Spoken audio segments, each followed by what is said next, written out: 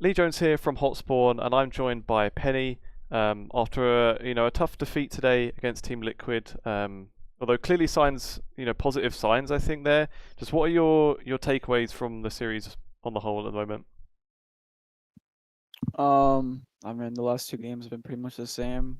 We've been so close to like taking both these last two games, but at the end of the day, we lost, you know? So, I mean, I guess the takeaway is that we can win. It's just we haven't, you know? And I think something that has to do with that is that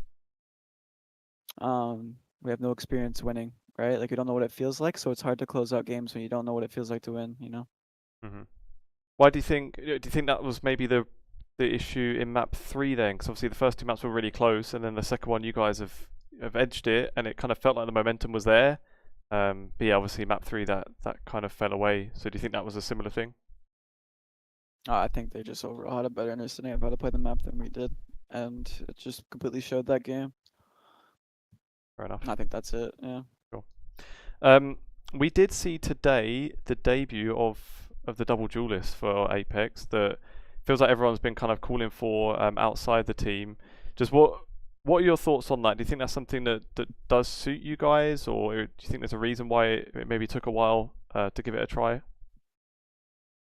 I mean, I would say it suits us because of the roles. I mean, we don't have the most perfect role situation in the team, right? And I mean, for me personally, I don't have any experience playing with double duelists, so it's been new to me and a bit harder for me to play because I'm used to having like two initiators or like more util just for me, right, as a duelist. But so it's definitely taking a bit of like adjusting for me. But I think overall it does like there is characters that our team is more like forced to play because of the roles, and I think yeah, I think the double duelist is definitely more like in our style, yeah. For sure. Um, I wanted to ask just a little bit about your joining of Apex really as well, and the kind of journey you've gone on recently.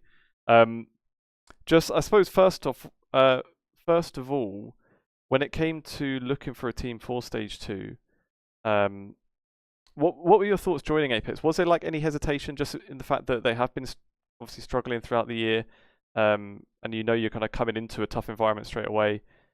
Just what were your thoughts going into an environment like that?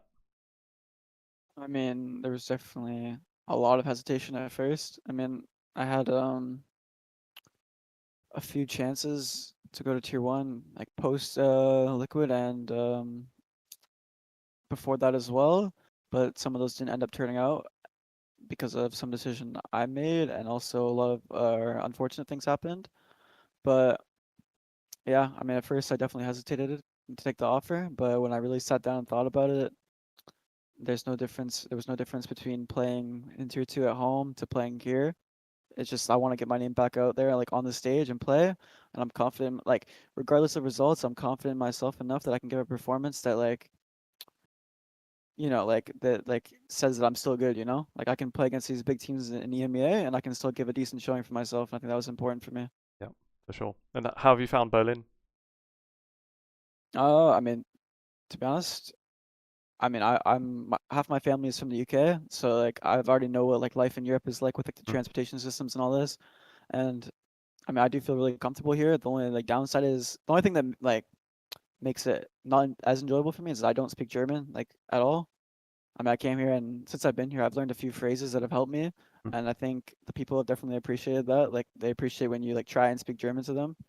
But I mean, the city's really nice. Downtown, especially, I went there on my off day and I had a lot of fun. The only really my poor thing that's happened to me is I had got food poisoning here, Oof. and that was like quite a bad experience. It was like top five worst experiences of my life, but I just got over that like a few days ago, and I've been fine ever since. So Well, that's yeah, good to hear you're all right. Okay, at the moment then.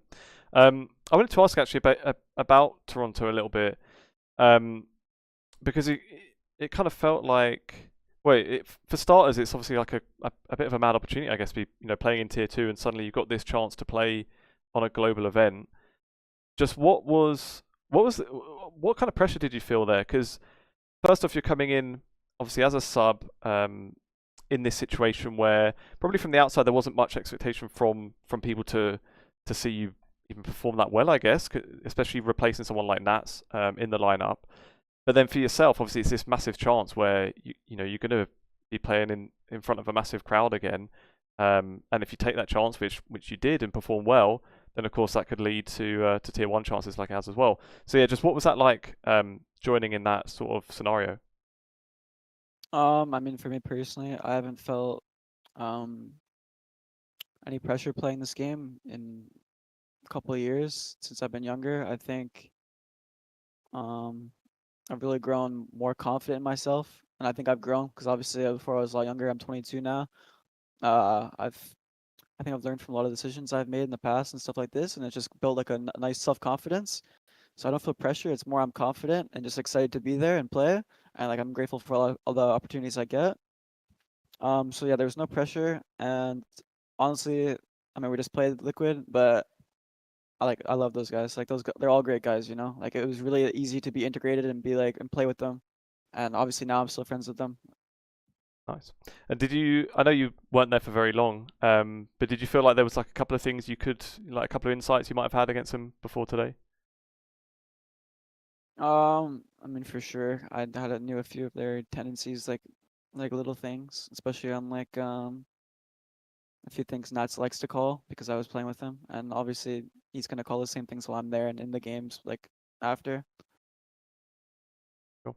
Um, and I wanted to ask also just about tier 2 really, and where especially someone like yourself who's been in tier 2 for a while, and then you've had this chance globally, you've shown you're a solid player at a tier 1 level, and then now here you are in tier 1, and it totally looks like you belong.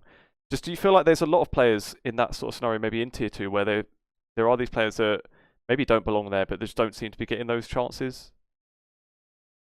I think I would say it's the other way around. I think there's a lot of players in tier 1 that aren't exceptional, and they could be replaced with tier 2 players, and it would be the same level, you know? I think it's more the fact that everyone's skill level is just so close, Hmm. and the only like deciding factor on like who's good and who's not is the team play and the IGL.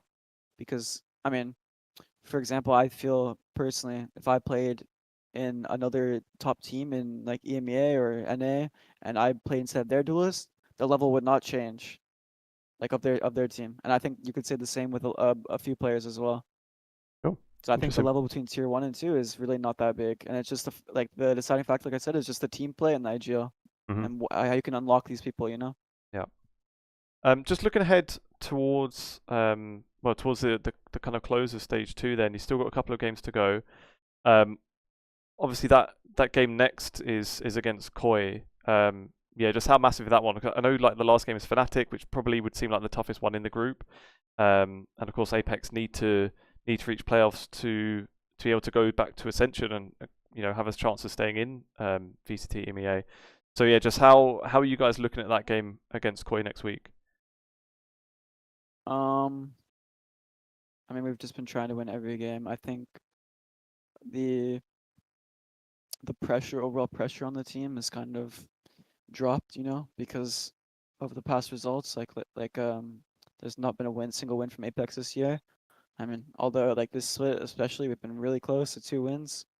And even against Navi, I think if we played a different a map we were more prepared for, map 3, it would have been like a different story on the map as well. But I think everyone at this point just wants to win to like show as like just to prove people wrong, you know? Hmm. Like just get one win and see if we can build on it. Yeah, for sure. Maybe just one other question then. Just before we started, you revealed yourself as a Tottenham fan. Would you have fired Ange Postecoglou or not? I think if you could get Thomas Frank, you probably would have. I mean, he's a pretty good manager. Yeah. If there was not a better like option, I probably would have left him. Yeah, I'm kind of on the fence. I think Frank is a good I'm on the fence as replacement. well, I think but it's Frank's kind of hard. Like, yeah, good sorry, replacement, but like shameless to sack him after the cup. But man, shameless for sure. there we Yeah. go. That's the nature of sports, I guess, and competition. Um, in any case, I think that's all we've got time for today, Penny. So yeah, thanks very much for chatting. I know it can be difficult, after a loss, so I really appreciate it.